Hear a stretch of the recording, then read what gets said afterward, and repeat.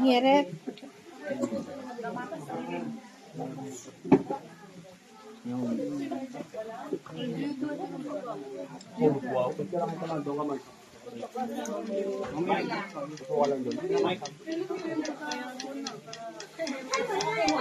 Sir, Hindi sa akin export.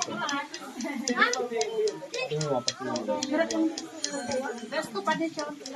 Ay, pwede mo naman ko dahil na kumisinan. okay lang ba? Kayang-kaya yan. Naka-serpent ka yan eh. Serpent eagle. Ay, abay ko mo dito sa may ano.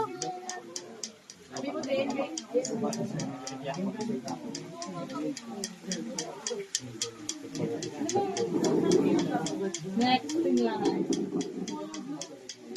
Isip ko ba yung naman doon? Baka magpapulis nila.